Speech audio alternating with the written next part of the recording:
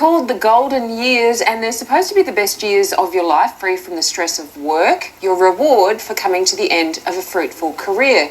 But for some people, retirement isn't all it's cracked up to be. That's right. Victorian couple David and Rosemary Holt hit a bit of a bumpy patch along the way before coming out the other side. They join us now with author of Happiness Anywhere, Anytime, Dr. Bruce Wells. Good morning, everybody. Thanks for coming on the show.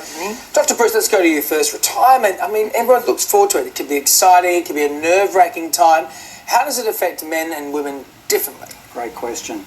For men to begin with, starting retirement is a little bit like a second honeymoon. Oh. Didn't think of that, did you? No. What they're doing is they're sleeping in, they're spending a lot of time, they don't have to be anywhere, so they're watching maybe movie reruns. They don't have to answer to anybody. But what starts to happen is they get bored after 5 months or maybe 12 months. Right. And they haven't got a purpose because they're not at work anymore. And that's where they normally get the self-identity from. Is it different for men and women? It is different for men and women, well done. Also, men have the problem with friends, not many friends, but women have lots of friends, which is terrific. Yes. But women, they might have as well a lack of self-identity and a lack of purpose, particularly if they've been working. We're going to hear Rose's story in a moment.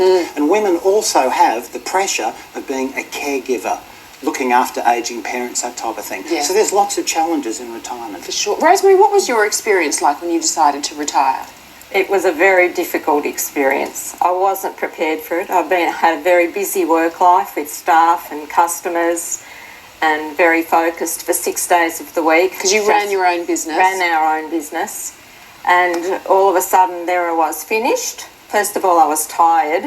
When I got over that, then I didn't know my real identity. I'd lost that. I had so focused on the past and I hadn't prepared for the future.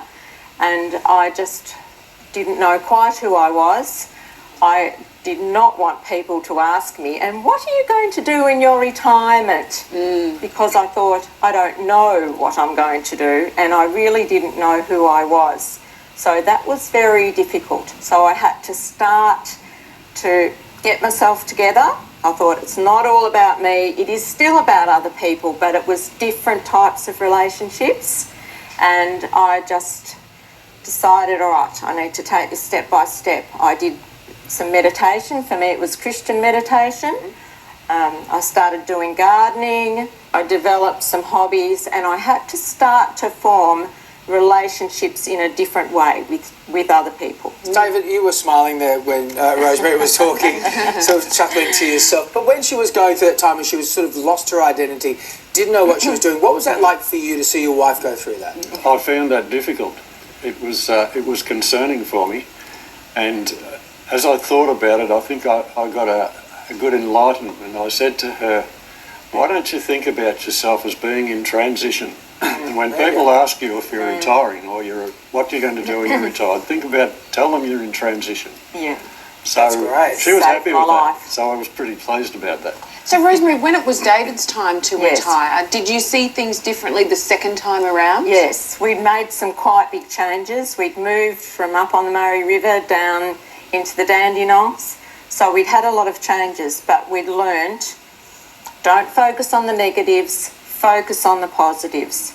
Now, we'd learned a little bit of, now we have time to spend alone, and that's still precious. We've got time to spend together, and we've got time to meet new friends and develop new relationships.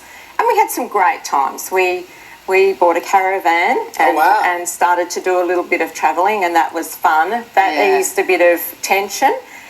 We love gardening, so that's something we love to do together. And living out in the hills, that was good. And also focused on the family. Yes. And that was the reason we moved. It was great. Yeah. Dr. Bruce, is that good advice for anyone going through retirement? They're coming to a loose end. Like, start to not make yourself busy. That sounds a bit flippant, but, find tasks to do. Like, plan for it. Yeah, very true. There's several things they can be doing. I mean, theirs is a wonderful story, the way they've coped with retirement.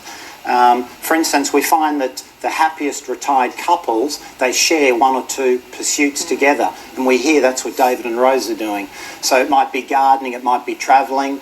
Also, it's very important that they remain mentally active. This reduces the risk of developing dementia. Sure. So, getting involved in Facebook and trying to rattle up 700 friends.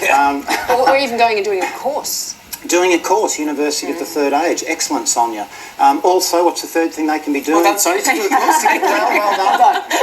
having a group of close social friends. Yes. And this is something that's going to be a challenge for them now that they've moved to the Dandenongs, away from where they've lived for 40 years. Yes. But join the Bowls Club, or join a book club.